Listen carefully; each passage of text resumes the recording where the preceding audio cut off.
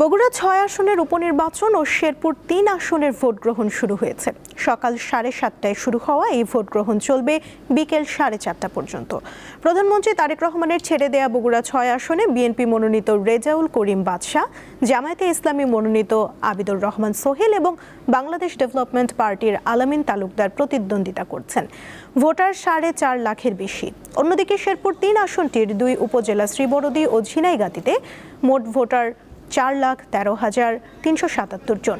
নির্বাচনে প্রতিদ্বন্দ্বিতা করছেন বিএনপির প্রার্থী মাহমুদুল হক রুবেল, জামায়াতের মাসুদুর রহমান এবং বাংলাদেশ সমাজতান্ত্রিক দলের প্রার্থী মিজানুর রহমান। নির্বাচন সুষ্ঠু ও শান্তিপূর্ণ করতে বিজিবি, র্যাব, পুলিশ, ম্যাজিস্ট্রেট ও সেনাবাহিনী সহ পর্যাপ্ত নিরাপত্তা ব্যবস্থা নেওয়া হয়েছে। আশা করছি এই নির্বাচন অত্যন্ত সুষ্ঠু, অবাধ এবং নিরপেক্ষ হবে। ব্যাপারে যদি নিরপেক্ষ নির্বাচন হয় তাহলে জয়ের ব্যাপারে শতভাগ আশাবাদী। নির্বাচনের তথ্য জানাতে আমাদের সাথে যুক্ত আছেন বগুড়া ও শেরপুরের সহকর্মীরা। আমরা প্রথমেই যাব শেরপুরে, সেখানে আছেন আমাদের সহকর্মী মঞ্জুরুল আহসান। মঞ্জুরুল, ভোটার উপস্থিতি কেমন দেখছেন? পরিবেশ নিয়ে ভোটারদের প্রতিক্রিয়া কি, বিস্তারিত জানাবেন। 3 আসনে সকাল 7:30টা থেকে ভোট গ্রহণ শুরু হয়েছে এবং 4:30টা পর্যন্ত এই ভোট গ্রহণ চলবে। আমরা যেটা দেখতে পেরেছি যে থেকে ভোটারদের উপচে পড়া ভিড় রয়েছে এবং ভোটাররা অত্যন্ত উৎসাহ উদ্দীপনার মাধ্যমে ভোট কেন্দ্রগুলিতে গিয়ে তাদের পছন্দের প্রতীকে তারা ভোট দিচ্ছেন এবং 3জন প্রার্থী রয়েছেন। 2জন প্রার্থী ইতিমধ্যে তারা তাদের নিজ নিজ কেন্দ্রে তারা ভোট দিয়েছেন। আমরা যদি আপনাদেরকে দেখাই যে এই কেন্দ্রগুলিতে বর্তমানে যে অবস্থা রয়েছে, বেলা বাড়ার সাথে সাথে ভোটারদের উপস্থিতি বাড়তে থাকে এবং পর্যায়ক্রমে ভোটাররা আসতে থাকে। পুরুষ এবং নারী ভোটার শেরপুর 3-এ বিশেষ করে শ্রীবরদী এবং ঝিনাইগাতী এই অঞ্চলে 4,13,377 জন ভোটার রয়েছেন। এই ভোটারে আজকে তাদের ভোটাধিকার প্রয়োগ করবেন এবং তাদের পছন্দের প্রার্থীকে তারা নির্বাচিত করবেন।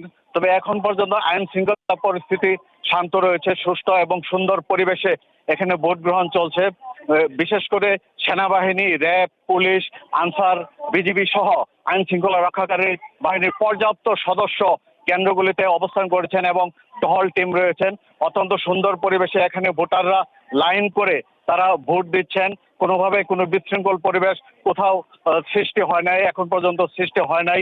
আমরা কথা বলেছি যে জামায়াতের প্রার্থীর সাথে কথা বলেছি এবং বিএনপির যে প্রার্থী আছেন মাহমুদুর রহমান রুবেল ভাই, তার সাথে কথা বলেছি, মাসুদুর রহমানের সাথে কথা বলেছি। তারা আমাদেরকে বলছেন যে শান্তিপূর্ণ পরিবেশে নির্বাচন অনুষ্ঠিত হচ্ছে এবং ভোটাররা তাদের মনের মতো তাদের পছন্দের প্রতীকে তারা ভোট দিতে পারছেন। মঞ্জুরুল, ধন্যবাদ আপনাকে। দর্শক, এবারে আমরা যাচ্ছি বগুড়ায় সহকর্মী ববিনুর রহমানের কাছে। ববিন, আপনি তো বগুড়ায় রয়েছেন, সেখানে নির্বাচন সুষ্ঠুভাবে হচ্ছে কিনা এবং নিরাপত্তা ব্যবস্থা কেমন দেখছেন, সার্বিক পরিস্থিতি জানাবেন।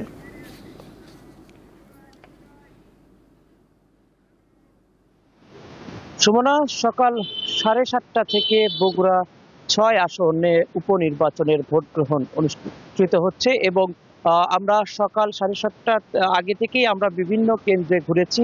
শহরের কেন্দ্রগুলোতে আমরা ঘুরে যেমনটি দেখেছি যে এই কেন্দ্রগুলোতে ভোটারদের উপস্থিতি তুলনামূলক কম থাকলেও ভোটাররা কিন্তু নির্বিঘ্নে তাদের ভোট প্রয়োগ করতে পারছেন এবং সেই সঙ্গে আপনাকে জানিয়ে রাখি যে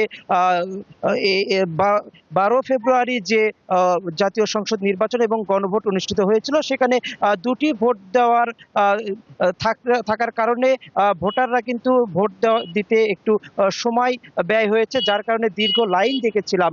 তবে এবারের নির্বাচনে গণভোট না থাকায় এই আসনটিতে কিন্তু আমরা দেখছি যে ভোটাররা তারা নির্বিঘ্নে ভোট কেন্দ্রে আসছেন এবং ভোট দিয়ে যাচ্ছেন এবং এই সকল কেন্দ্রে দায়িত্বপ্রাপ্ত যে সকল প্রিজাইডিং অফিসাররা রয়েছেন তাদের সঙ্গে আমরা কথা বলেছি। তারা যেমনটি জানিয়েছেন যে শহরের কেন্দ্রগুলোতে তুলনামূলক ভোটার উপস্থিতি কম থাকলেও তারা বলছেন যে বেলা বাড়ার সঙ্গে সঙ্গে কিন্তু ভোটার উপস্থিতি বাড়তে শুরু করবে এবং এখন যে বর্তমানে যে কেন্দ্রটিতে রয়েছে এটি সেউজগাড়ি এলাকা এবং সেউজগাড়ি প্রাথমিক বিদ্যালয় সেই কেন্দ্রে রয়েছে। এই কেন্দ্রেও আমরা যেমনটি দেখেছি যে ভোটাররা আসছেন, তারা নির্বিঘ্নে ভোট দিয়ে যাচ্ছেন এবং সেই সঙ্গে জানিয়ে রাখি যে ভোটকে কেন্দ্র করে পুরো শহরকে কিন্তু নিরাপত্তার চাদরে ঢেকেছে আইন শৃঙ্খলা বাহিনী এবং প্রতিটি কেন্দ্রে কিন্তু মোবাইল পার্টি, সেই সঙ্গে সেনাবাহিনী, বিজিবি সব বাহিনী কিন্তু তারা আসলে টহল দিচ্ছেন এবং কোথাও এখন পর্যন্ত কোনো কেন্দ্রে কিন্তু আমরা কোনো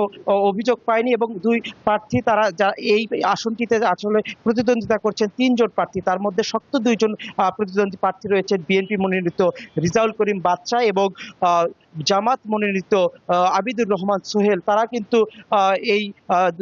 এই আসনটিতে শক্ত 2 প্রতিদ্বন্দ্বী এবং জানিয়ে রাখি যে প্রধানমন্ত্রী তারেক রহমান 2টি আসনে নির্বাচন করেছিলেন, ঢাকা 17 এবং বগুড়া এই 6 আসন এবং বিধি অনুযায়ী ঢাকা 17 আসনটি রেখে বগুড়ার এই 6 আসনটি তিনি ছেড়ে দেন, যার কারণে এই আসনটিতে উপনির্বাচন অনুষ্ঠিত হচ্ছে। এই ছিল আমার কাছে সুমনা বগুড়ার উপনির্বাচনের সর্বশেষ খবরাখবর। ববিন, ধন্যবাদ আপনাকে।